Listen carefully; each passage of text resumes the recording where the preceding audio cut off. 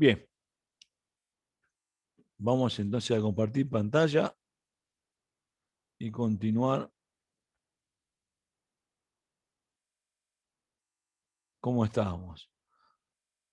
Bien, estamos con el tema de, vamos a empezar a identificar cuestiones básicas de curvas y lazos. Yo les voy en la semana me voy a trabajar, la pasé para otra quizás, en algún momento le voy a enviar todas un contenido que voy a filmar sobre curvas, para ir más en profundidad con este tema, un poco para ahora, para acercarnos sobre el contenido. Bueno, aquí vemos unas curvas presión-tiempo, como ya hemos mencionado, identificamos la curva de presión por el tema de la PIB. Aquí tenemos volumen-tiempo, flujo-tiempo, bucle presión-volumen y flujo-volumen.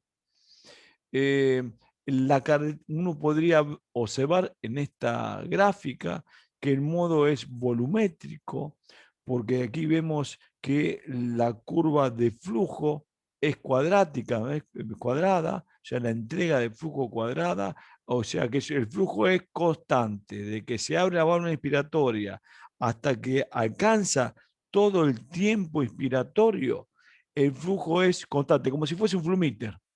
Que uno tiene 15 litros, 30, 20, el flujo desde que comienza a que termina ese tiempo expiratorio es constante.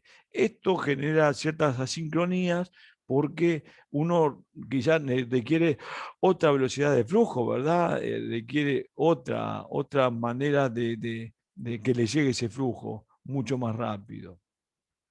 Y esto puede ser que no ocurra, que claramente no va a ocurrir con la característica de este tipo de flujo. O sea, este tipo de flujo genera asincronía. ¿Se utiliza? Sí, claramente y mucho cuando el paciente está dormido, o en este caso está bloqueado porque está, por ejemplo, un paciente COVID y está con relajación neuromuscular y tenemos volúmenes protectivos pequeños para administrar en un síndrome de estrés respiratorio y queremos realizar mediciones y que no queremos generar un flujo elevado, sino mantener un flujo bajo flujo como para justamente proteger al pulmón. Aquí vemos que este tipo de característica flujo cuadrático genera en la medida de que avanza el tiempo inspiratorio aquí vemos es lo verde, en la medida que avanza el tiempo inspiratorio se va incrementando la presión porque incrementa la resistencia hacia hasta la presión máxima o pico. ¿Sí? Entonces la característica del modo volumétrico con la entrega de flujo cuadrático. Aquí tenemos que también recordar algo o comentar algo. En el modo volumétrico me permite, los equipos nos permiten poder administrar, cambiar cómo entrego el flujo. El volumen fijo, el flujo fijo. Pero, ¿cómo entrego el flujo? Lo puedo entregar de manera cuadrática, como está acá, como un flumíter, ¿no? Con un flujo desde que inicia hasta que termina el tiempo expiratorio con la misma velocidad de flujo, o puedo también modificar esa entrega de flujo a que sea decreciente, como en los modos de presión. O sea, aquí vemos, aquí abajo, se ve en este equipo, en otro lo tiene en otros lados, que puedo modificar la entrega de flujo, pasar de un flujo cuadrático a un flujo decreciente. ¿Sí? Ahora vamos a verlo en la próxima diapo. Bueno, esta es la presión, presión pico, volumen y flujo cuadrado. Bucle presión-volumen y bucle flujo-volumen. Veamos en esta imagen. Es el mismo ejemplo que el anterior, es el mismo paciente, ¿sí? Que fue pasado de volumen, el modo es el mismo, control de volumen, ¿sí? Pero lo único que cambié fue la entrega de flujo. Pasó, ya no, como aquí se ve, aquí lo estoy marcando en el cursor, en vez de ser una entrega de flujo cuadrática, constante en el tiempo, es decreciente. ¿Qué significa? Que aquí se ve, ¿no? Que de que se abre la válvula expiratoria genera un flujo pico máximo elevado y en la medida de que se va avanzando el tiempo expiratorio va decreciendo. Es un flujo más fisiológico, con voy a repetir, un pico flujo inicial mucho más rápido que el anterior. ¿Sí? Y la medida de que pasa el tiempo, va reduciéndose porque este tipo de modo ventilatorio, recuerden que siempre va a entregar el volumen establecido. Este tipo de curva de flujo que son más características o más parecidas a las curvas de presión, en modo de presión, donde en el modo de presión lo único que seteo es la presión y los flujos son variables. ¿Por qué son variables? Porque la máquina va a controlar solamente una presión expiratoria máxima, que es la que yo voy a setear en búsqueda del volumen. Ahora, los flujos son variables en la medida de los esfuerzos que haga el paciente. Si el paciente hace un esfuerzo expiratorio mayor, la máquina lo va a acompañar hasta el límite de presión máxima que yo seteé. Pero la velocidad de los flujos la va a manejar el paciente en un tiempo expiratorio fijo, porque el modo es control presión en este caso. A diferencia, como vimos en la clase anterior también, el modo de presión de soporte, en donde los tiempos expiratorios eran variables y estaban relacionados justamente a la caída de pico flujo, que era lo que permitía el ciclado de inspiración a expiración. Solamente para recordar que seguramente lo habrán leído y trabajado mucho. Eh, Bien, entonces aquí vemos que la característica del flujo decreciente. Pero vean esto, inicial. Aquí está con un pico flujo expirado máximo de 57 litros minuto. Y si uno va hacia atrás, hacia el anterior,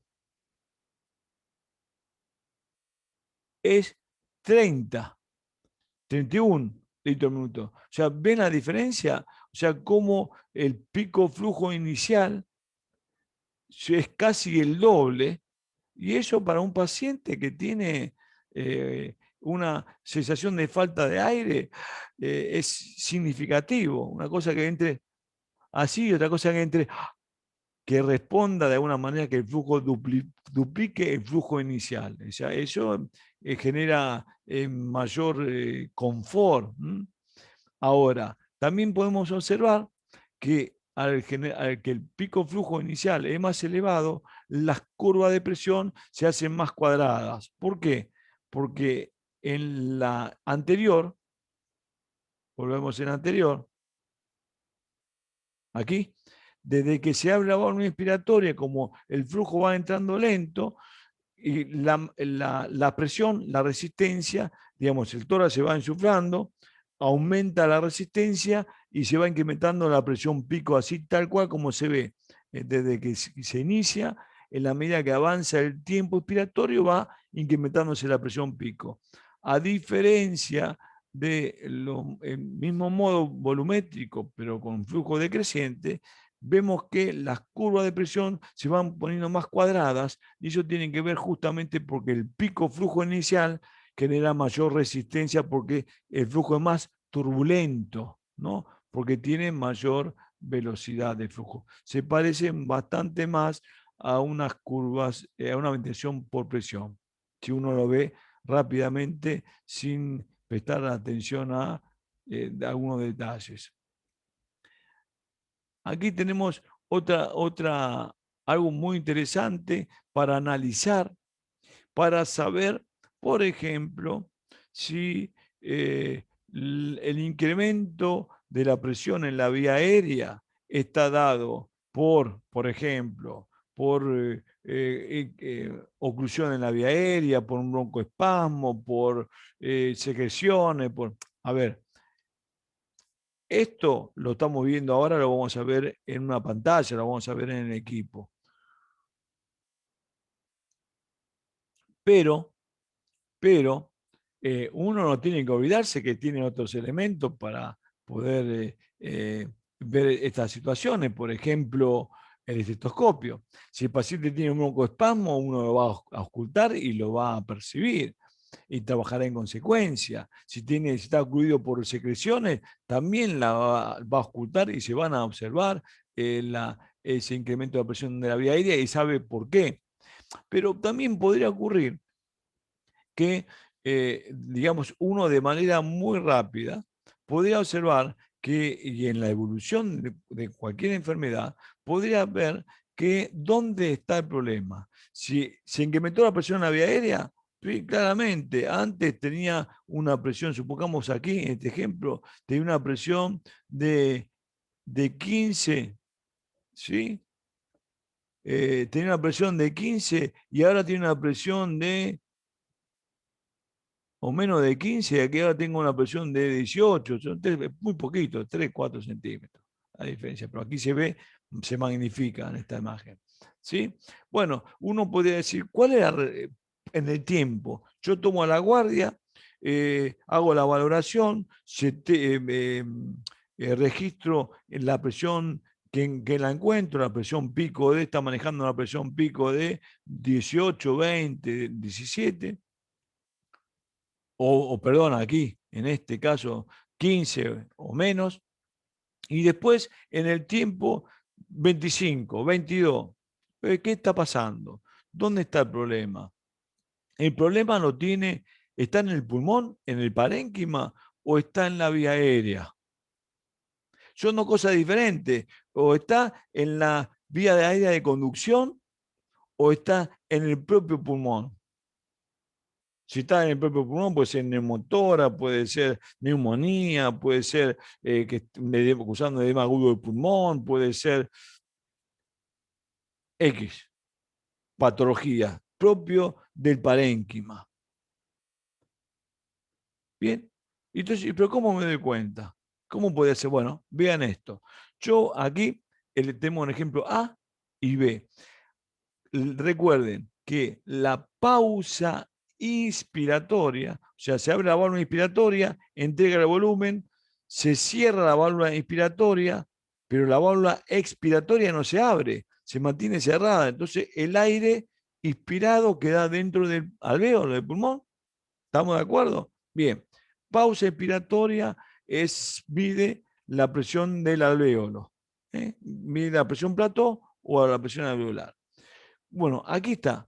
Yo realizo una pausa inspiratoria. Si aquí, en el B, en el ejemplo anterior, yo tenía, cuando hice el control inicial, voy a hacer, veo al paciente, lo valoro, le hago una pausa inspiratoria para saber cómo está, lo puedo hacer. Es más, muchas veces no hace falta ni hacerla, porque la máquina lo mide o de manera dinámica o de acuerdo a cómo esté seteado. Si yo está seteado con pausa inspiratoria, como yo les comentaba, que hoy está funcionando muy bien la ventilación, digamos, protectiva, con pausa inspiratoria para mejorar la oxigenación en pacientes COVID. La máquina ya le coloca una pausa de 0,5, 0,6 de segundo, o sea, medio segundo. La máquina ya me está midiendo de manera automática esta presión alveolar o presión plató. Ahora, veamos qué diferencia hay entre A y B. Uno notaría que en la pausa inspiratoria, en A y B, es la misma presión. No hay cambio en la presión. Sin embargo, la presión pico cambió.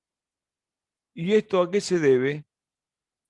A la resistencia. Entonces, vemos que todo lo que está, la presión plató es la presión alveolar. La presión pico, sin pausa, es la presión máxima alcanzada en la vía aérea, en el modo volumétrico, y que representa el conjunto de todas las resistencias a la presión ejercida por la máquina, el volumen al flujo y la resistencia del sistema. Entonces, si vemos que se incrementó la presión pico y la plató se mantiene igual, ¿dónde está el problema? El problema está en la resistencia. ¿eh?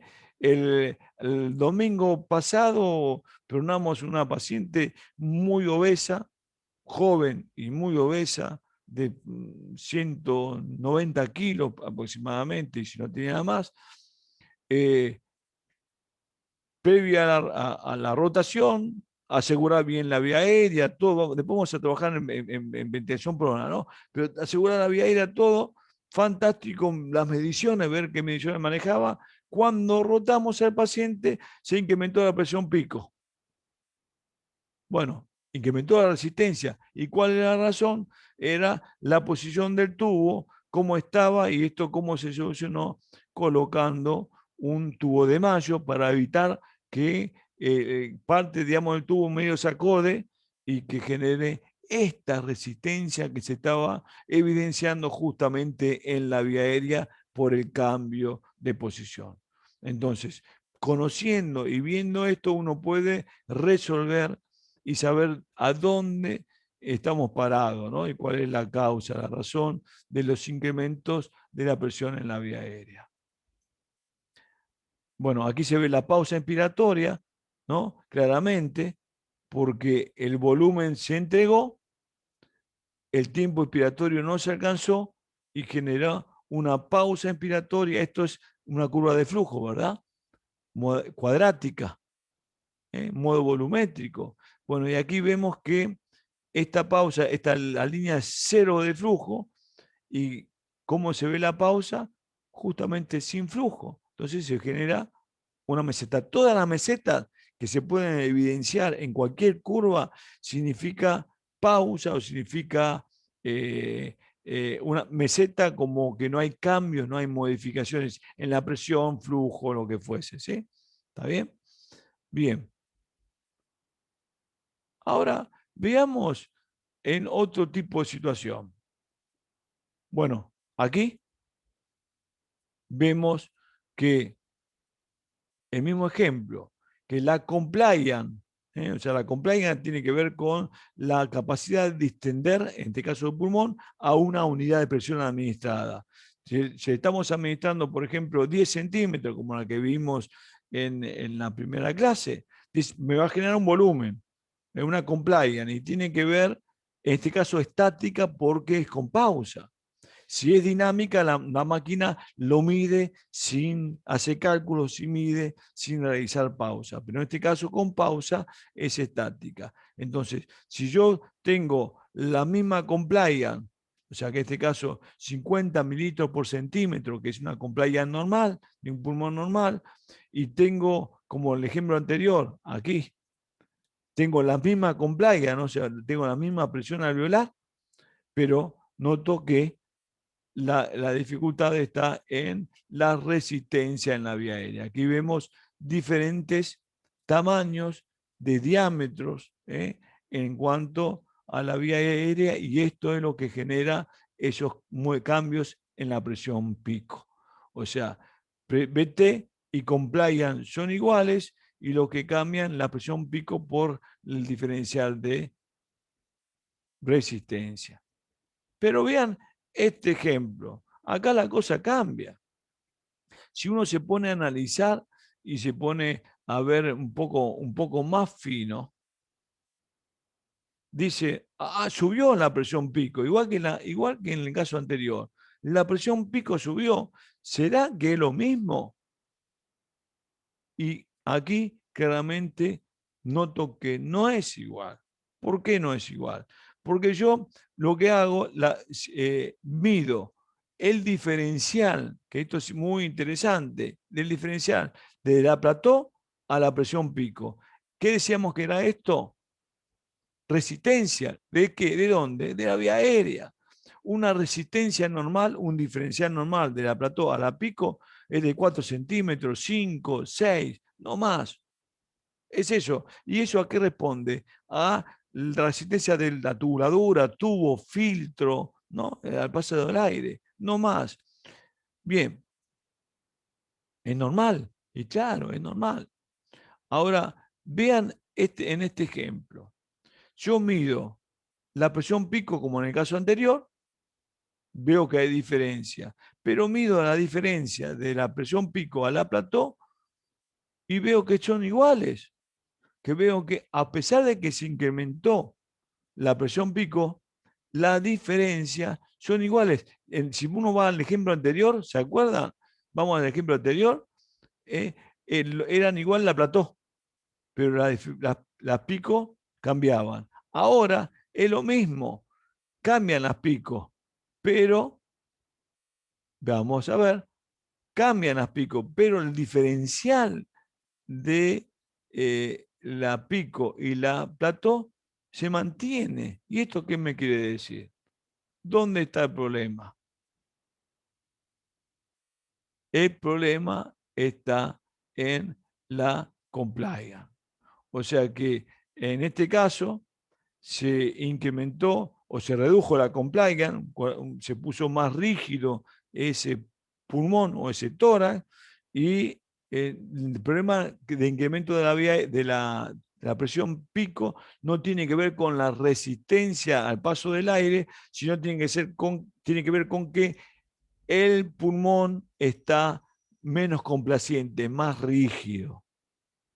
¿Y cómo me doy cuenta? Y claro, la misma diferencia. O sea, entonces esto es fundamental para ver, a ver, aquí tengo la misma imagen que de la anterior, aquí vemos que la resistencia es la misma, ¿sí? Pero que cambió fue el BT alcanzado o la compliance, ¿no? O sea, tiene diferentes, en este caso, presiones con volúmenes. Bueno, en este caso estamos hablando volumétrico y aquí tenemos que lo que se ha modificado claramente a una misma presión se modificó la compliance. Aquí tengo menos compliance, son 30 mililitros por centímetro y aquí tengo 50 mililitros por centímetro. Este pulmón es normal, digamos, y este está más rígido, admite menos volumen, menos complaciente. Aquí tengo lo mismo, aquí generé una pausa inspiratoria, ¿sí? Esta es la presión pico, esta es la presión de pausa, ¿sí? Que tengo una plató de 27. Esto es importante tener presente cuando hablamos de parámetros protectivos, ¿sí? La presión plató o meseta tiene que estar menor a 30 centímetros. Mejor 29. O sea, 30 centímetros era un estándar que se había fijado de acuerdo a evidencia, pero a nuevos estudios están mostrando que 30 tampoco es tan seguro. Entonces van bajando ese parámetro a 29 y o 28. O sea que para tener la seguridad de que las presiones que estoy administrando no son lesivas para el pulmón, esa presión meseta debiera ser menor a 30 centímetros. ¿Sí? Bien, ahí está. En este caso tengo 26.7. Tengo una presión pico de 39, entonces tengo un diferencial de ¿cuánto? 10 centímetros, 10,2. Bueno, 10,2, o sea que hay un incremento de la resistencia, pero entonces si yo a priori sé que la presión de seguridad es menor a 30, muchos se pueden confundir con la presión pico de decir, no, pero está con 36, con 37 voy a romper el pulmón. Lo importante para proteger al pulmón es la presión alveolar. La presión pico puede generarse a veces por broncoespasmo severo, por presiones de 60, 65 centímetros en la vía aérea. Uno dice, wow, esa presión va a romper el pulmón. No, esa presión es la que genera el sistema, la resistencia. A mí, la presión más importante o lo que me va a guiar en los parámetros que yo voy a setear va a ser la presión alveolar. Aquí se ve la PIP, qué PIP tengo colocada, una PIP de 15 centímetros, una PIP elevada. Hay que tener en cuenta que uno trabaja a veces con una PIP muy elevada, 15, 16, 14, todo va a depender de cómo valoramos y por qué colocamos un nivel de PIB tan elevado. Hay otra, otro parámetro, es recontra importante. Otro parámetro que tenemos que considerar y es recontra importante. ¿Cuál es? Es la presión de conducción o el driving pressure. Este es, nosotros decíamos siempre, nos fijamos en los volúmenes, corrientes, los parámetros protectivos, nos manejamos con la presión plató, que es la presión alveolar, nos manejamos con la frecuencia respiratoria, tiempo expiratorio, pausa y suspiros y todas estas cosas, la oxigenación, la menor oxigenación para parámetros o metas aceptables de oxigenación, una menor tasa de FiO2, a eso me refiero. Y también es importante, como la frecuencia respiratoria, la mínima frecuencia respiratoria para que alcance los objetivos, porque cuando más frecuencia, más ciclado, y cuando hay más ciclado, hay más trabajo y más presiones, y es lo que hablamos del ergotrauma. La presión de conducción es otra instancia a medir. Y es muy sencillo. ¿Y cuál es? Es la resta de la presión plató, de la meseta, menos la PIB. Ese diferencial, la PIB es la presión al fin de la expiración. O sea que cuando se puse la expiración, el alvéolo va a llegar hasta ese límite final. Es como que si son 10 centímetros, le cierra el grifo para que el aire quede adentro, hasta esa presión. O sea que lo basal es la PIB que yo le coloco. Por eso es que se mide la plató menos la PIB. ¿Y esto qué significa? Esto va a ser la fuerza de presión de conducción en la cual se va a distender el alvéolo. Esa presión no debe ser superior a los 15 centímetros. Es más, se están manejando valores menores, 14 centímetros. 15 estamos hablando hasta hace muy poquito tiempo. Hoy se está tratando de que esos 15 sean menos, que sean 14. Entonces, ese débil de presión o presión de conducción, que es la diferencia entre la PIB y la presión, la meseta, debería ser menor a los 15 y mejor 14 centímetros. Esto, cuando es mayor, genera un mayor estrés que tiene que estar dado por la presión y mayor deformación, el strain, que está dado por esa deformación de unidades en las cuales puede tener secreciones, puede tener lesiones, parte de ese capilar, y que el espacio mismo del alvéolo más distendible genera deformación, el strain, justamente, cuando las presiones o los vectores que se producen por las presiones, la dirección de ese flujo, generan esa deformación, y una deformación constante, repetida y amplia, genera lo que se llama BILI, la lesión asociada a la ventilación mecánica. Entonces, para proteger el pulmón, también es más que importante esta distensión, esta presión de conducción, que tiene que ser menor a los 15 centímetros. ¿Y cómo? A ver, si es mayor, yo podría trabajar con el volumen, reduciendo el volumen. Si yo reduzco el volumen, seguramente la presión alveolar va a reducir, o incrementar la presión, la PIB, Si incremento la PIB y se mantiene la presión meseta, estoy reclutando y estoy reduciendo ese nivel de presión. Bueno, hay que trabajar sobre eso, o sea, para mantener esos parámetros protectivos. Aquí tenemos la PIB, ¿verdad? ¿De cuánto dijimos? 15 centímetros. Vean, sin embargo, ahora vamos a ver otras curvas. Si pensemos aquí, comienza, se abre la válvula inspiratoria, esta es la curva, lo basal de expresión, y esto es volumen, ya lo hemos dicho. Bueno, se abrió la válvula inspiratoria, ¿ganó volumen? No. ¿Por qué? Porque aquí vemos de que se abrió, se mantiene, no gana volumen aquí está ganando volumen. ¿Sí? Sin embargo, esta parte está, digamos, de que se abre la válvula inspiratoria, el tramo es horizontal, quiere decir que no gana volumen. ¿Cuándo comienza a ganar volumen? Aquí, cuando pasa a lo que se llama punto de inflexión inferior. Ahora vamos a ver con mejor análisis en otra imagen. ¿Sí?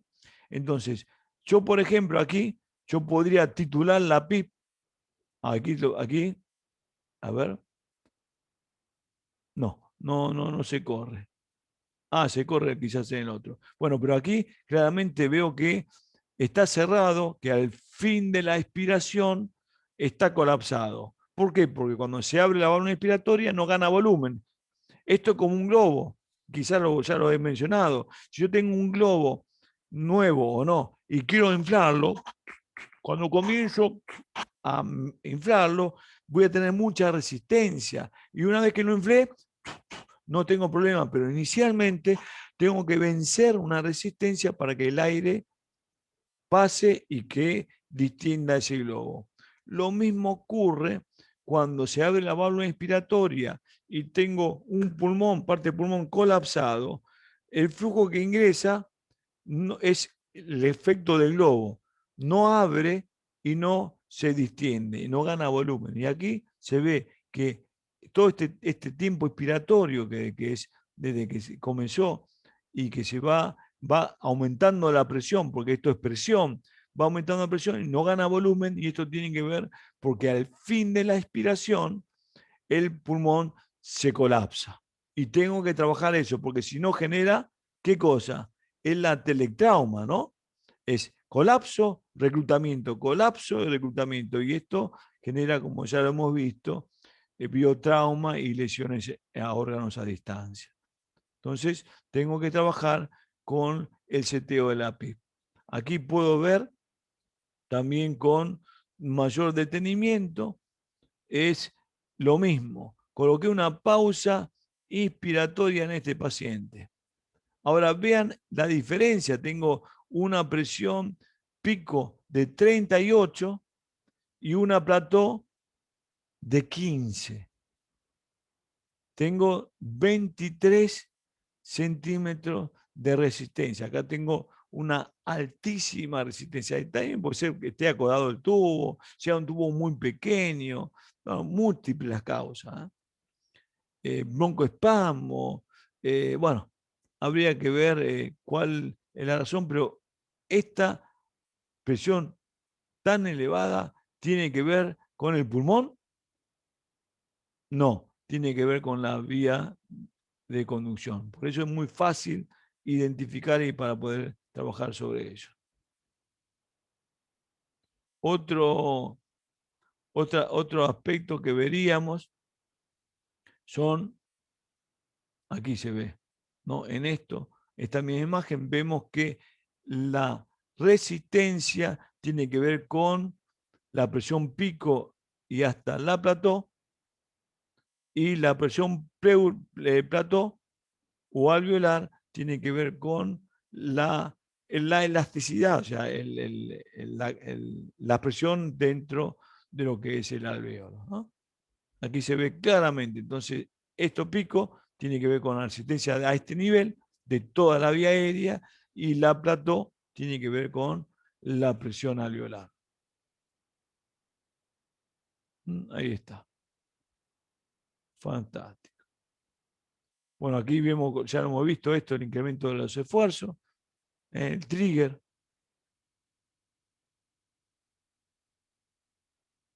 Bueno, esto ya lo hemos visto, asistido controlada, un poco lo hemos visto antes explicado, ¿no?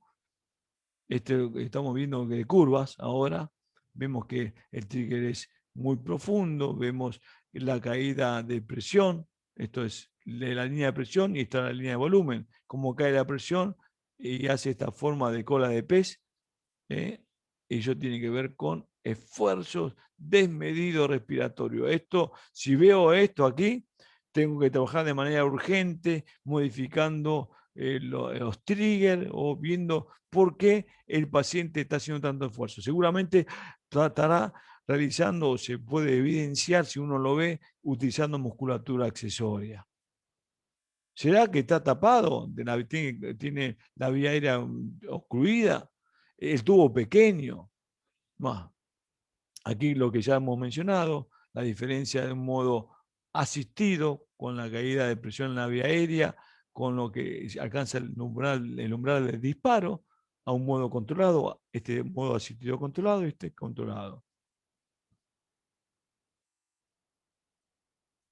Aquí podemos ver también algunas cosas que tengan que ver con el reclutamiento, compliance y sobredistensión. Este que vamos a ver ahora es un bucle o lazo presión-volumen. Se abre la válvula expiratoria, genera, en la medida que avanza la presión, genera, y el tiempo expiratorio genera un volumen. Cuando se alcanza el tiempo expiratorio, se produce la deflación y el aire va o vuelve al ventilador. Este es un bucle presión-volumen en el modo volumétrico. En el modo, es un modo presión-volumen en un modo volumétrico.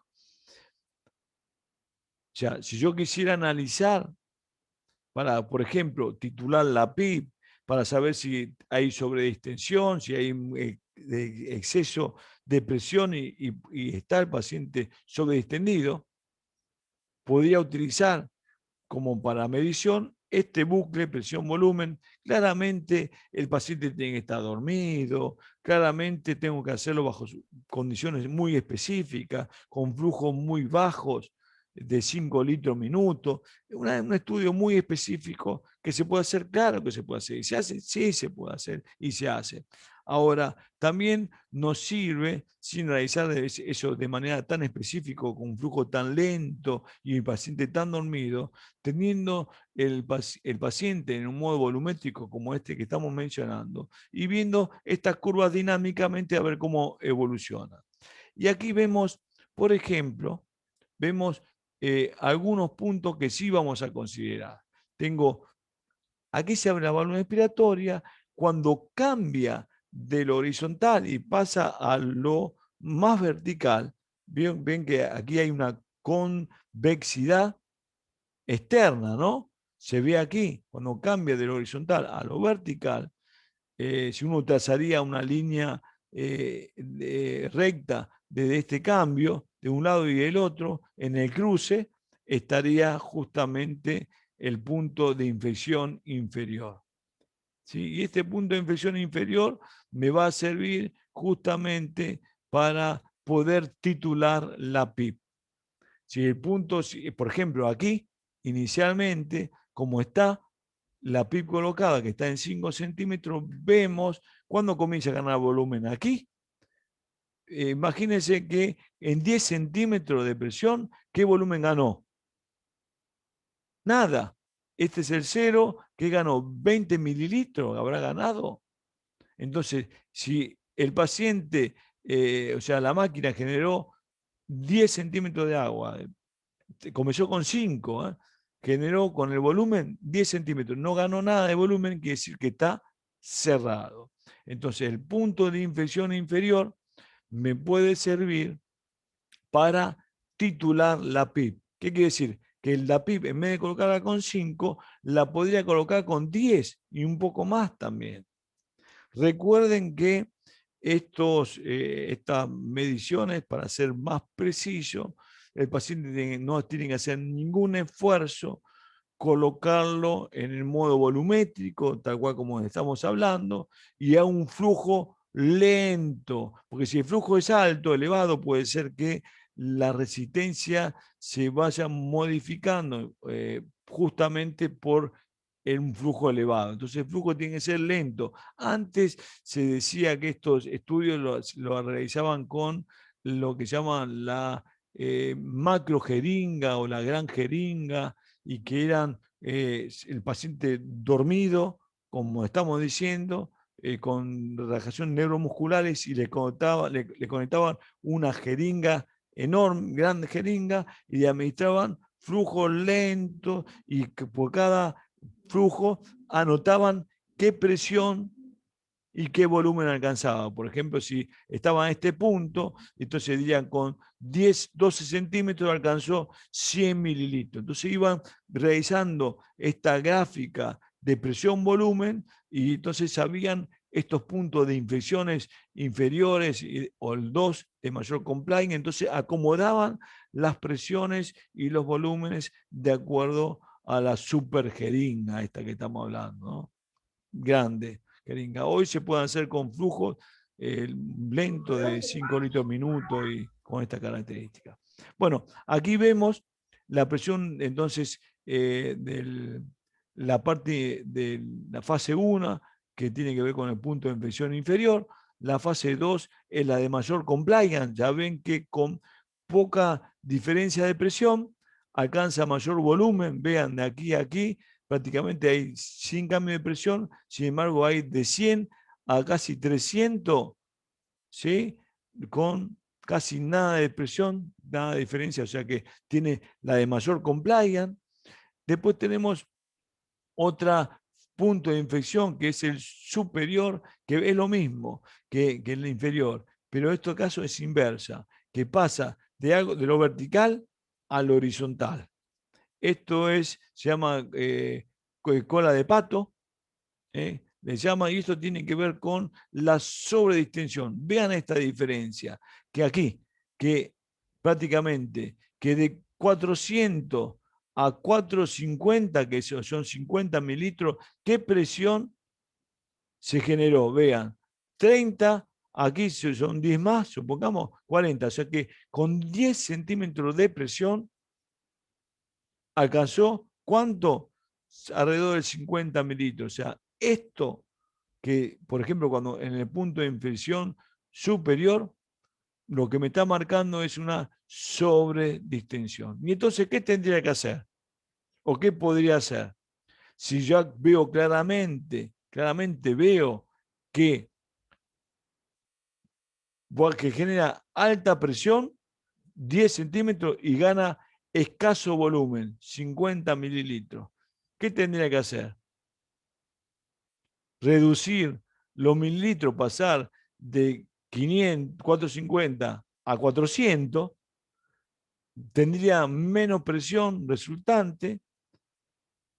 Pero bueno, uno diría, pero son 50 mililitros menos por cada volumen corriente. Es cierto. Y si está respirando 15 por 50, serían 750 mililitros menos por minuto. Y es claro, y puede impactar en la oxigenación, y puede impactar en la oxigenación, porque cae volumen minuto. Y claro, ¿y qué puedo hacer? Bajo de 450, lo pongo a 400 y va a pasar todo esto, pero puedo incrementar ¿qué cosa? La frecuencia respiratoria. Si estaba en 15, la pongo en 17 y ya está. Y ya resolví esta sobredistensión, no modifiqué el volumen minuto, y con esto va a tener menos riesgo y va a caer la presión en la vía aérea, y voy a evitar riesgo de lesión. Entonces, vamos de vuelta. El punto de inflexión inferior me va a servir para titular la PIP. El punto de inflexión superior me va a servir justamente para valorar la sobredistensión. Y después tenemos la fase 4, que tiene que ver con la histéresis que se produce, y esto es porque tarda más tiempo, por un tema de la elasticidad, tarda más tiempo en volver al punto inicial cuando está más insuflado. A medida que se insufla, tarda más tiempo en volver.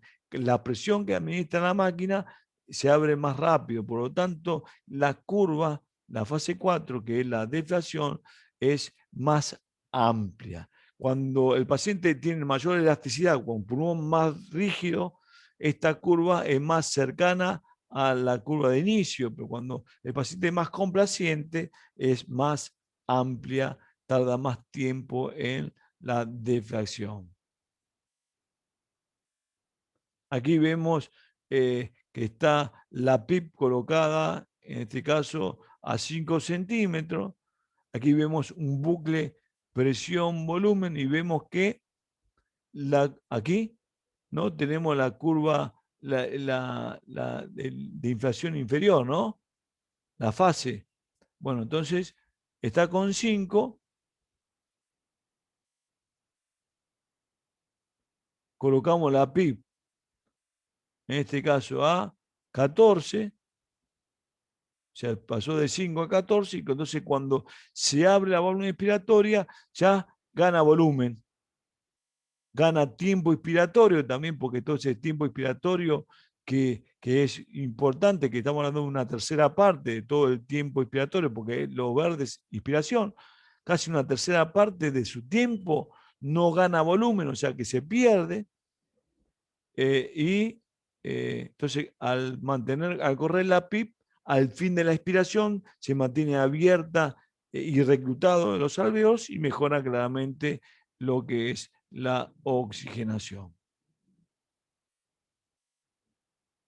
Aquí vemos una, eh, una ventilación con gran secreciones que se observan tanto en la inspiración como en la expiración. Esta es una curva de presión-tiempo, flujo-tiempo, y vemos cómo se manifiesta en la curva. O sea, pasa el aire en la inspiración y en la expiración y se ve ocluido con las secreciones y se manifiesta como dientes en serrucho.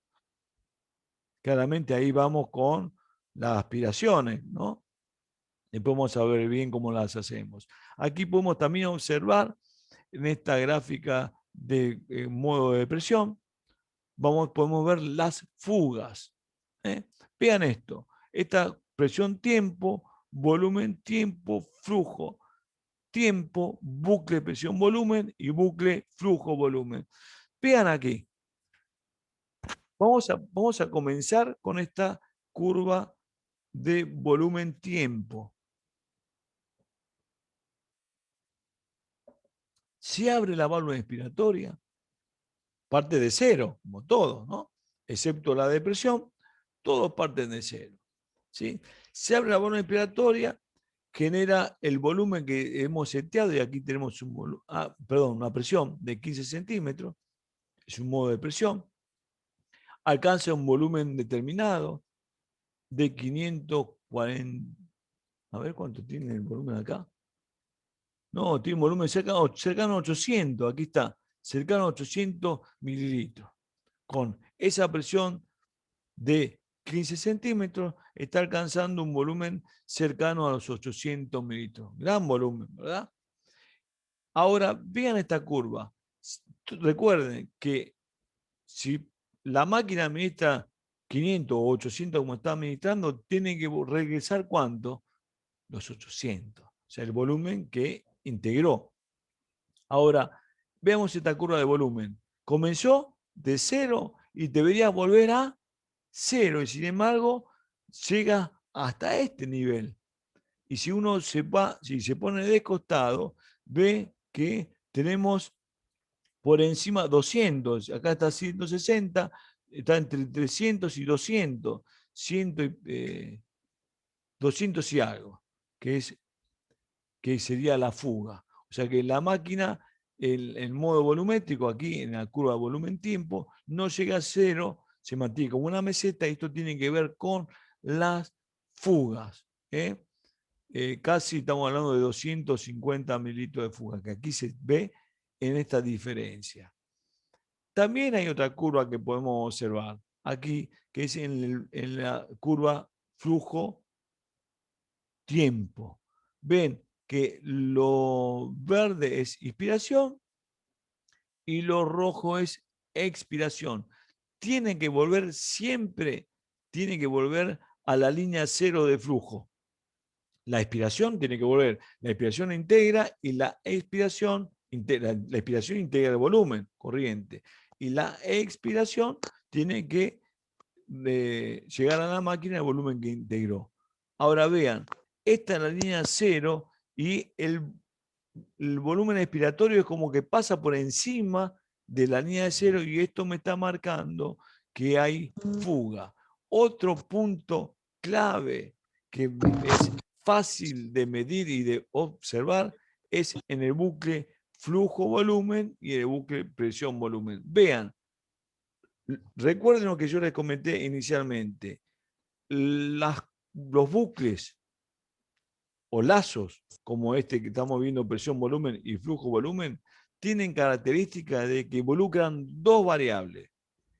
En el caso de presión-volumen, involucra la presión y el volumen. En el caso que el de debajo, que es flujo-volumen, involucra el flujo y el volumen. Y como así involucra, comienza y termina en el mismo punto. Por eso es importante la identificación y saber bien qué voy a buscar.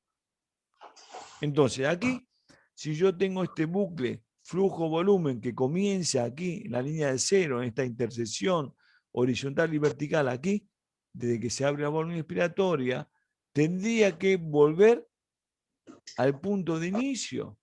Sin embargo, cierra antes, vuelve al cero mucho antes. Y esto es fuga. El bucle presión-volumen exactamente lo mismo.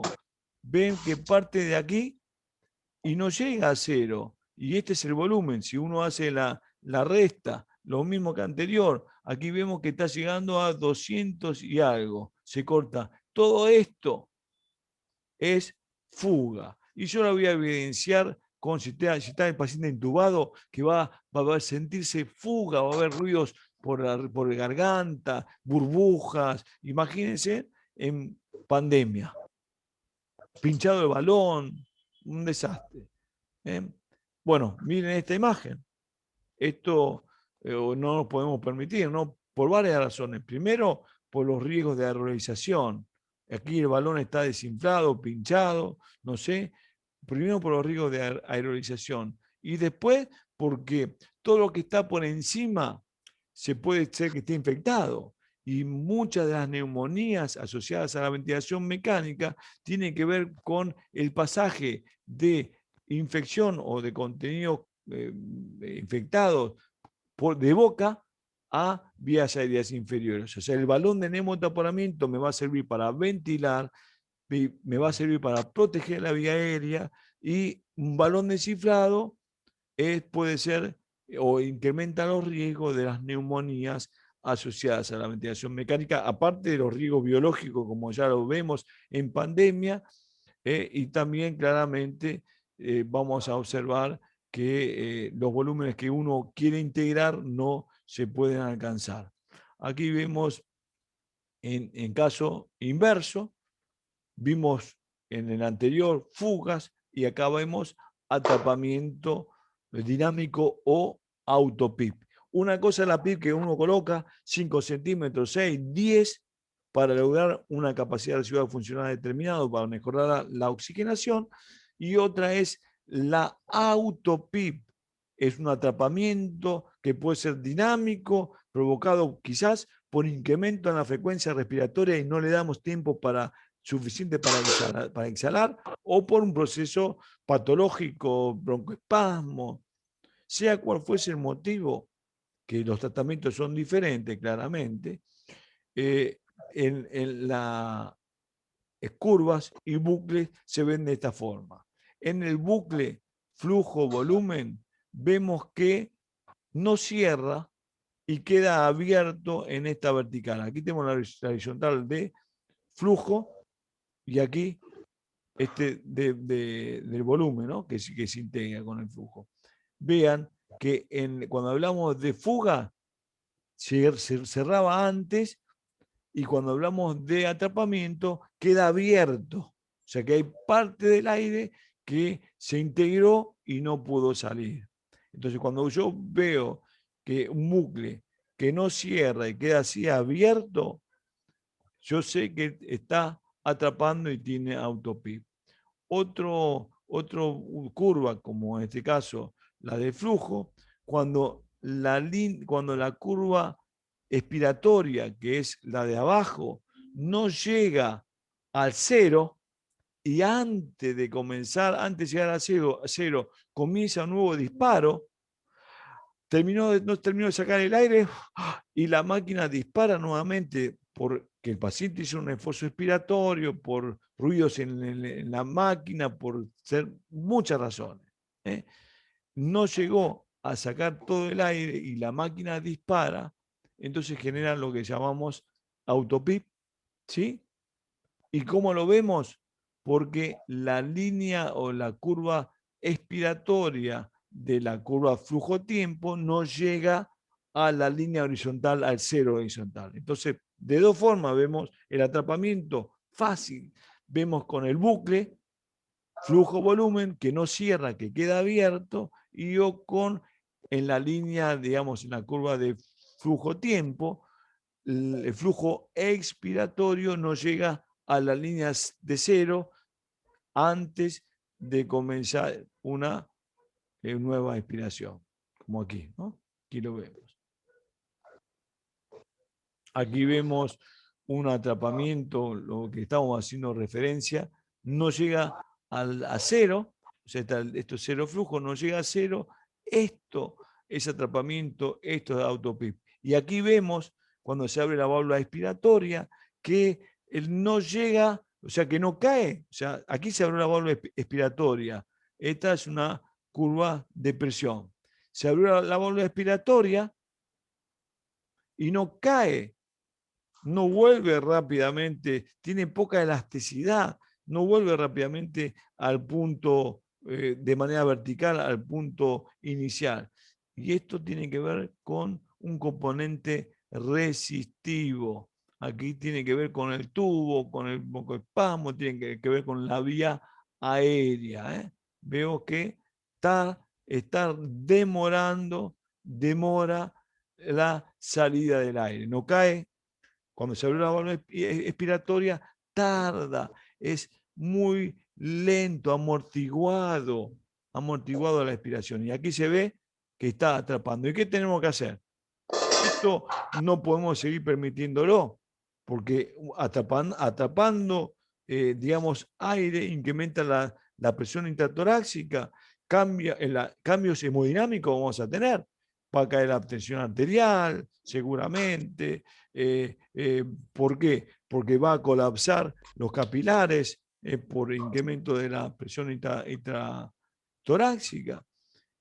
Y puedo generar alta resistencia y asincronías con la lucha del paciente de querer sacar el aire, y esto me puede generar neumotórax, lección del pulmón, y entonces esto no nos puedo permitir. O sea, aquí tenemos que hacer, prolongar el tiempo expiratorio para permitir sacar el aire, reducir la frecuencia respiratoria. Y muchas veces tenemos que trabajar con, si te acuerdo la causa, si tiene que ver con la vía aérea de conducción, con la vía aérea artificial, con lo que fuese, tenemos que trabajar la causa y darle mayor tiempo expiratorio para reducir este atrapamiento.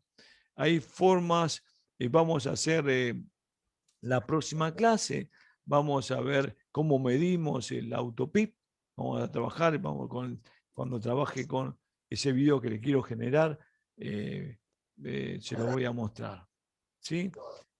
Bien, aquí vemos el mismo ejemplo anterior, pero con el bucle colocado, vemos que está abierto, no cierra, y esto tiene que ver con autopip. Y vimos poco, realmente vimos muy poco de curvas. Aquí hay muchísimas cosas más para ver que la vamos a ver, porque la idea es avanzar, por eso quiero generar, para no atrasarnos con los temas, quiero generar videos para poder aumentar contenidos. Y uno podría hacerse unas preguntas iniciales o finales. ¿Qué utilidad tienen las curvas y los lazos en la ventilación mecánica? ¿Puedo tener información o qué información puedo obtener de las gráficas? ¿Me servirán para tomar decisiones? ¿Puedo ventilar sin contar con un monitoreo gráfico? Y bueno, evidentemente sí, podría. Es más, los equipos de segunda generación no contaban con monitoreo gráfico. Se tenía que trabajar, saber muchísimo de fisiología respiratoria y valorar mucho al paciente y se manejaban otro tipo de parámetros, independientemente igual de la valoración que uno hace cuando con la interpretación de los gráficos y saber qué voy a buscar, puedo adelantarme a los síntomas. O sea, realizar medidas correctivas tempranas, adelantarme a los síntomas justamente para evitar lo que no queremos, es las lesiones. Bueno, nos quedamos acá, venimos un poco atrasados con los contenidos. La clase próxima vamos a iniciar con patologías y cómo ventilamos. Pero bueno, lo importante es tratar de meter todos los contenidos, hacerlos pausados para que sean comprensibles. E igualmente vamos a llegar, si le tenemos que extender, extendemos, no va a haber problema. Bueno, a menos para mí. Bueno, otro tema, continuamos aplicando. No aprendido, aquí le dejo mis agradecimientos por estar. Quedamos abiertos a las preguntas que deseen hacer. Está el chat y lo paso a leer y a responder las dudas que aparezcan. Yo salgo de esta pantalla compartida como para poder ver las preguntas, leer las preguntas que estén. A ver, vamos a ir leyéndolas, pero vamos a comenzar desde un inicio. Me voy a poner los lentes. Buen día, buenos días, ya estamos terminando, claro. Buenos días. Hoy es un gran día, es el mío, siempre. Hoy es un gran día, espero que haya sido para todos, para mí fue muy grato siempre encontrarnos, aunque sea en la virtualidad, para mí es un gran día. Bueno, quiero ver. Algunos dio presentismo. Buenos días a todos. Que hoy sea un hermoso día de aprendizaje, espero que lo haya sido. Buen día grupo, disculpe, pero no escucho nada. Bueno, espero que haya resuelto el tema de la escucha. Buen día para todos, saludos de la Patagonia, frío acá, bueno, acá está bastante agradable. ¿Alguien no escuchó? Porque dice, bueno, se escucha, otros no han escuchado. Bueno, esto tiene que ver un poco con la, la, cada uno, porque bueno, realmente me están confirmando que, bueno, que el sonido salió bien. Esto recuerden de todas formas que le va a llegar en la grabación. Así que estoy viendo a ver si encuentro alguna pregunta.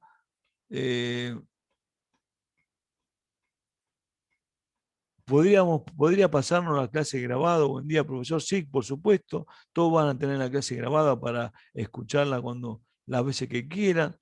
Pregunta, ¿para cuándo finalice? Así no cambio el tema. Cuando un paciente está desadaptado, ¿cómo lo soluciono? Te dicen hacerle un bolo tal cual cosa. Se puede producir modificaciones en la tensión arterial o frecuencia cardíaca. Bueno, cuando un paciente está desadaptado, muchísimas pueden ser las causas. Muchísimas pueden ser las causas. Puede ser, a ver, se despertó y tiene la máquina está en un modo control de volumen, donde tenemos el volumen eh,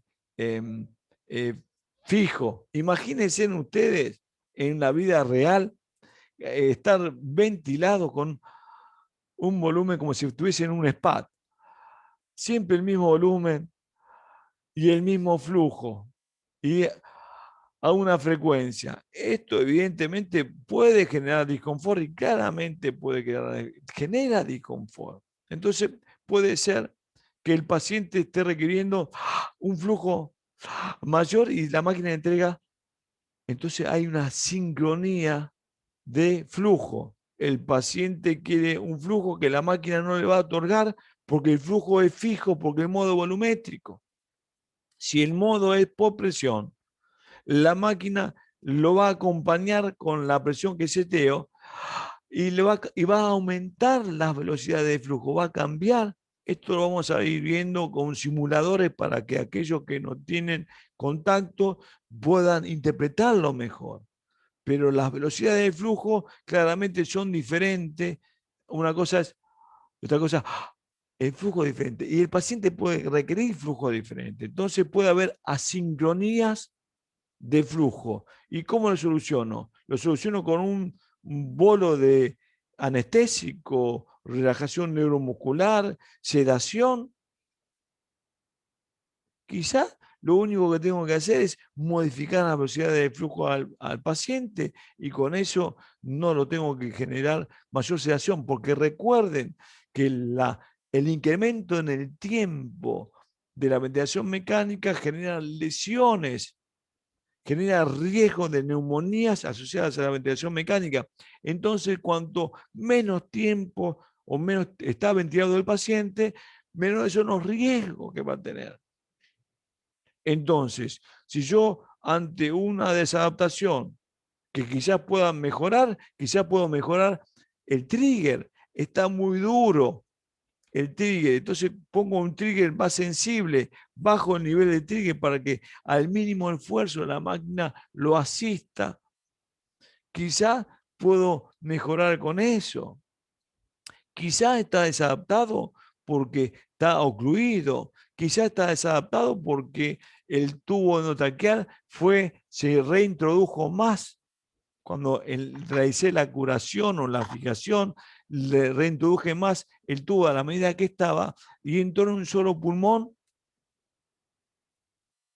En vez de estar por encima de la carina, ahora está intubado de manera selectiva en un solo pulmón y genera mayor presiones y mayor, claramente disconfort y el paciente se va a desadaptar porque comienza también con hipoxemia y parte de un pulmón no ventila. Y si estaba con un rash dormido ahí superficial a -1, ahí, por ejemplo, claramente se va a querer sacar todo porque no le está, hay una lucha y entonces no vale todo, no vale sedarlo, vale ver, identificar las causas. Si el paciente se incrementó la temperatura, aumentó la frecuencia respiratoria porque aumentó el catabolismo producto de la fiebre. Para sostener la oxigenación, aumenta la frecuencia respiratoria porque hay mayor requerimiento de oxígeno en el metabolismo celular. Incrementa también la frecuencia respiratoria porque se incrementa la producción de dióxido de carbono que como estímulo, un disparo del drive respiratorio, claramente los receptores periféricos va a responder con un incremento de la frecuencia respiratoria. Y uno diría, se desadaptó porque antes estaba con 18, 20, ahora se va a 25, pero tiene que ver con la temperatura, con el incremento de la PSO2, por ejemplo. O sea, el paciente tiene un mal despertar, le bajamos la sedación para ver, para valorarlo, tiene un mal despertar o queremos desvincularlo, destetarlo, entonces tenemos que bajar y tiene un mal despertar y comienza con que se quiere sacar todo y eso muchas veces tiene que ver no con administrar una sedación, quizás un antipsicótico se puede administrar en esos casos. Quizás el paciente está haciendo abstinencia de drogas ilícitas que tomaba o las propias que estamos administrando quizás con altas tasas de fentanilos, opioides y ansiolíticos, generan también una adaptación, un acostumbramiento que cuando uno se la quita, generan esas circunstancias y tiene que ver justamente con modificar drogas para que eso no ocurra. Por ejemplo, el haloperidol podría ser indicado en esos casos del malo despertar y que tienen que ver justamente con también modificar otro tipo de drogas, pero y no generar esos bolín que se administra para dormirlo y tiene que, bueno, si quizás inicialmente hace falta, y por ahí sí, pero después que habría que regular la sedación, las analgesias y ver cuáles son las causas de esa desadaptación. No vale todo, no vale administrar la sedación sin desconocer o sin ir en la búsqueda de las razones por las cuales el paciente se desadaptó si antes no lo estaba. Se despertó, bien, ¿por qué? Porque le quitamos la sedación, queremos desvincularlo, tendremos que modificar las drogas. Por eso es muy importante es mantener una sedación justa, un borderline, si el paciente lo permite, si lo permite la patología, y ubicarlo en tiempo. Es hablar con el paciente, Juan, con todos los CPP que tenga. Juan, te voy a rotar. Mira, Juan, hoy es lunes y te digo, vos no vas a poder ver porque estás dormido, pero hay sol y son las 10 de la mañana. Mirá, te voy a sacar sangre porque quiero, o sea, ir trabajando el paciente, hablar con el paciente, porque imagínense que lo tocan y el paciente tiene sensibilidad, está así borderline y se empieza a asustar, aumenta la frecuencia respiratoria y todo, ¿por qué? Porque no sabe qué le van a hacer. Imagínense uno que se sienta que lo destapan y lo tocan y no saben en qué condiciones está y comienza. Por eso es también el trabajo que uno hace en cuanto a lo que tiene que ver con el diálogo, que en este caso unidireccional, el paciente no puede hablar, pero sí uno puede ir orientando y sabiéndolo o ubicándolo en dónde está. Y esto mejora los despertares y mejora claramente la respuesta. O sea que no tendríamos que ver las razones de esa desadaptación. Bueno, espero haberte respondido. Esto es un tema amplísimo. Quien preguntó fue, bueno, Samsung, dice, no tiene el nombre. Melina dice, el otro día el kinesiólogo me dijo que estaba reclutando y la frecuencia cardíaca se me fue a 36 de repente. Claro, puede ser, cuando uno dice está reclutando, las maniobras de reclutación hay que trabajarla con muchísimo cuidado, porque significa que se generan altas presiones. Reclutar es abrir, recuerden, reclutar es abrir, y se generan altas presiones en la vía aérea. Está discutido el tema de la reclutación por los riesgos y tampoco se saben tanto los beneficios.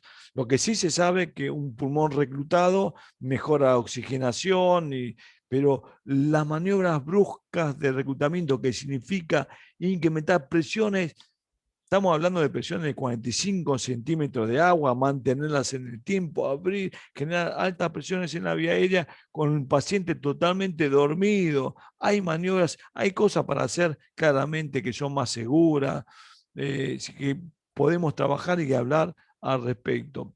Pero hoy puntualmente con respecto a esta pregunta de esta maniobra de reclutación que estaban haciendo, que seguramente estaban generando pausas inspiratorias con altas presiones, claramente impactan y pueden impactar en la frecuencia respiratoria. Claramente, ¿por qué? Porque primero, por un lado, esas presiones elevadas pueden colapsar los capilares y caen la tensión arterial porque reducen la precarga y con eso reducen el llenado cardíaco, y con eso claramente si tiene menos llenado cardíaco en la sístole va a entregar menos volumen menos volumen eyectado, y con esto, por supuesto, cuando llega a ese ventrículo izquierdo, cuando se produce la sístole, que es la tensión arterial máxima, ¿no? En ese pulmón, ese corazón izquierdo, va a tener menos y puede caer la saturación. Muchas veces, hasta con la aspiración, puede caer la frecuencia cardíaca por estimulación de vago, por estimulación vagal, puede caer la frecuencia cardíaca, inclusive llegar a la parada cardíaca. Así que puede pasar, sí, esto hay que tener, por eso hay que tener cuidado. Se realiza con un trabajo en equipo, el carro de paro a mano para incrementar, administrar las drogas que tengan que administrarse en cuanto que tenga que ver con la frecuencia cardíaca, en este caso adrenalina, eh, eh, atropina, ¿no? En caso de la frecuencia cardíaca que caiga, ¿no? Así que puede haber cambios hemodinámicos, claramente los hay. Por eso es que cuando uno trabaja con la reclutación, o sea, cuando uno trabaja con maniobras de reclutación, tenemos que estar muy en claro y muy monitorizado el paciente en qué, en las presiones, en la frecuencia cardíaca. Sí, cuando yo realizo maniobras de reclutación, presiones elevadas para reclutar, estoy haciendo solamente mención, no estoy haciendo ninguna maniobra ahora, mención. Tengo que fijarme en la frecuencia cardíaca, la tensión arterial, las presiones, la pulsosimetría, porque en caso, como en este caso que hacía referencia a la colega, cae en la frecuencia cardíaca, tengo que terminar con la maniobra, o sea, abortar la maniobra de reclutamiento, o sea que no la tolera. Bien, eh, a ver, preguntan, no escucho el audio de la clase, bueno, lo lamento, seguramente que en el video lo van a poder escuchar. Eh, eh, Perdón, pero debo retirarme, bueno, le vamos a firmar toda la información.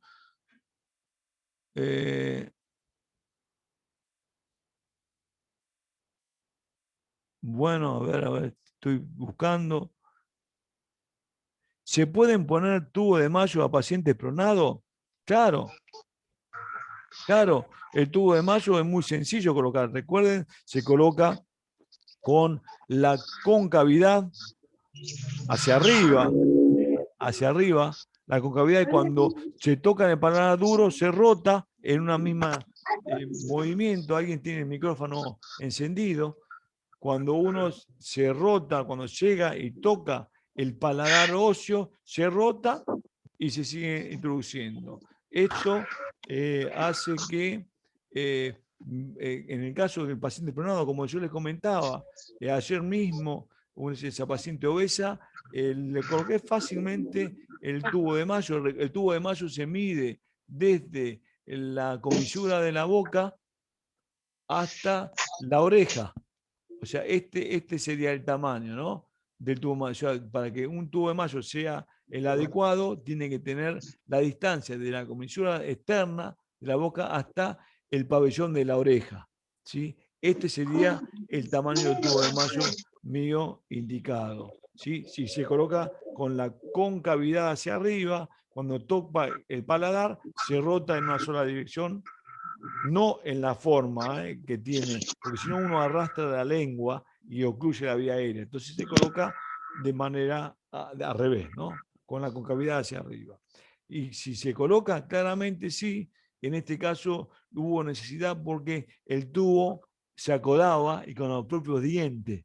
En cambio, con el tubo de mayo mantiene la abertura vocal y con eso se redujo la presión en la vía aérea, que esa presión pico se había incrementado y tenía que ver con esto. De todas formas, también una forma de eh, darme cuenta que en este caso hubo una necesidad fue cuando le coloqué, quise pasar la zona de aspiración una vez que ya estaba pronada y me encontré con que en un punto no deslizaba con esa facilidad que deslizaba anteriormente, por lo tanto ahí estaba semi-ocluido y por lo tanto no aspiré, no se aspira, ya vamos a ver la técnica de aspiración, y le coloqué el tubo de mayo y con eso se solucionó. Claramente, entonces a tu pregunta, estando pronado, ¿se puede colocar? Sí. Es más, en líneas generales se debe colocar justamente para evitar este inconveniente de que se acode el tubo endotraqueal. Profesor 265, bueno, sí, seguimos, ya vamos terminando, esto queda grabado. Me quieren cortar. Está bien, Perla. Entiendo. Muy buenas las explicaciones, me tengo que retirar. Bueno, sí, queda grabado. Ya usted vamos terminando. Dice, otra pregunta, cuando se hacen los puff, ¿qué tengo que tener en cuenta en las curvas? Los puff se están refiriendo en las administración de aerosoles.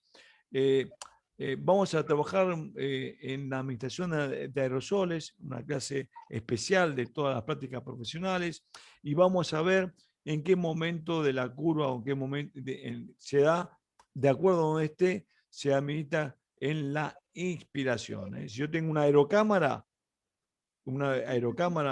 que va a estar en la rama inspiratoria, puedo administrar también en la expiración. Pero, ¿por qué? Porque tengo en esa aerocámara se homogeneiza y tengo espacio. Vamos a ir trabajando sobre cómo administrar el PAF, cómo administrar el aerosol, en qué momento, o sea, yo agarro el aerosol y tendría que, y ya lo tomo, y ya al tomarlo caliento el gas, ese gas que está frío, el gas que se calienta, se expande y mejora la propulsión, y con un movimiento homogenizo también la droga, entonces yo tengo que tomarlo unos instantes, movilizarlo, y con eso genera mejor propulsión de la droga y mejor administración. Claramente la realizamos en inspiración, pero mucho tiene que ver también la zona. Bueno, eso lo vamos a trabajar con mayor profundidad, pero ¿y qué tengo que ver en la curva? Puntualmente, si yo lo voy a administrar en el momento expiratorio, va a ser cuando ascienda, ¿no? ¿Sí? Va a ser el disparo. Claramente, también tengo que analizar, tengo micrófonos abiertos, alguien tiene el micrófono abierto, si lo cierra, con qué cosas tengo que ver, qué cosas tengo que ver en las curvas puntualmente. Si yo administro, si yo por ejemplo tengo una presión pico elevada y que tiene que ver con un aumento en la resistencia, recuerden que la plató es la presión del alvéolo, la pico es la presión de toda la resistencia. Que ya tengo un paciente con broncoespasmo, ¿eh? Porque lo estoy escuchando y estoy viendo que la presión pico se incrementó con respecto al plató, yo tengo que ver si la administración de las drogas va haciendo efecto en el tiempo y va reduciéndose la presión pico. O sea, es parte que yo podría valorar a partir de la administración de las drogas, si las drogas están haciendo efecto. Claramente, una de las cosas que tiene que ver es la presión, la diferencia entre la plató y la pico. Si se redujo, quiere decir que la droga, que el aerosol que estoy administrando está haciendo efecto, ¿no? Vamos a ir viendo. Me quedo duda referente a la parte de FIO2 respecto al oxígeno y el nitrógeno y su difusión. Bueno, bien. Yo tengo un volumen corriente que estoy administrando al paciente, ¿no? Un volumen corriente es el volumen que administra la máquina, que yo seteo de acuerdo a parámetros protectivos, de acuerdo a la talla, como ya lo hemos visto, que yo estoy seteando en cada inspiración. ¿Sí?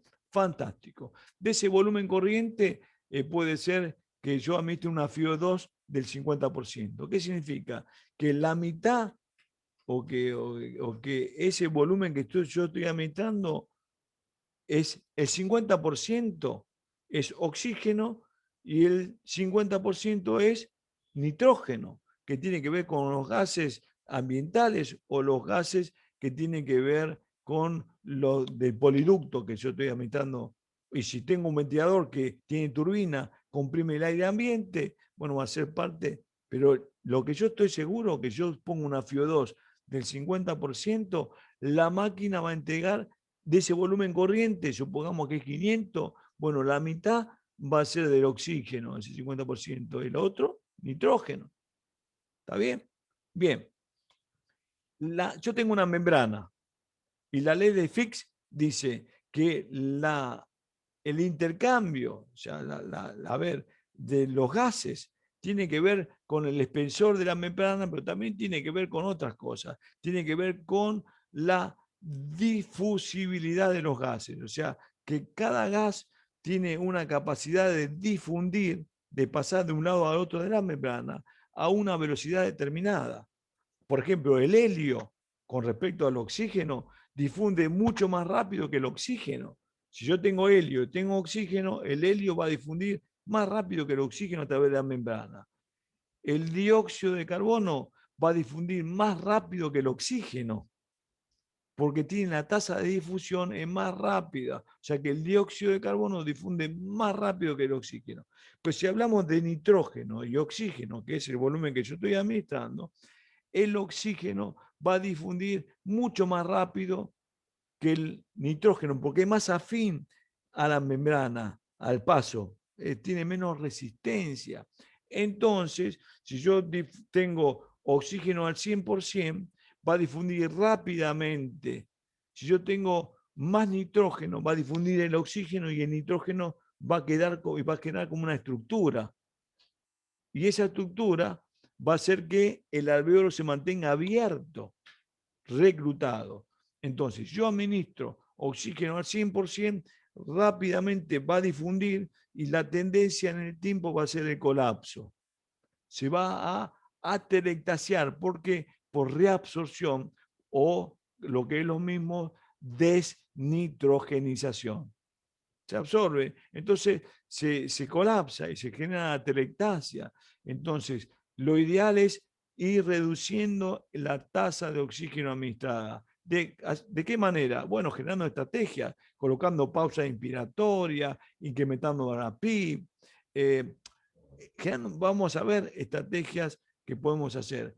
Ahora, tengo que reducir esa tasa expirada. De otra manera también, esa FIO2 que puedo generar, quizás en excesivo, genera esos radicales libres que no tienen que ver con la oxigenación, que no tienen que ver con la oxigenación y la respiración celular, sino que quedan libres y eso desnaturaliza las membranas externas. La membrana tiene, la celular tiene una membrana externa y tiene un núcleo y tiene todo, bueno, desnaturaliza las membranas, las lesiones y las mata y mueren las células.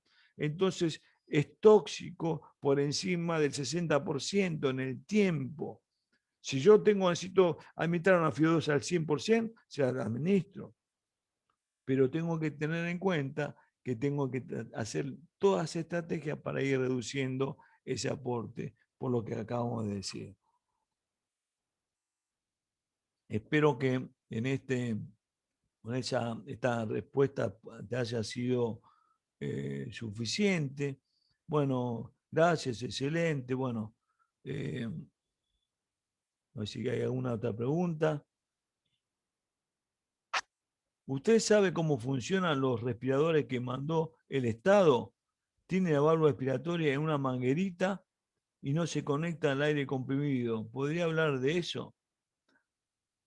Bueno, no sé qué tipo de ventiladores son los que me estás hablando, pero lo que podés hacer sin ningún problema, tomá una imagen del ventilador, este que hace referencia, mandámela a mi correo, a este de Gmail, claudio.ibero@gmail, y la próxima clase, o te envío la respuesta por el correo.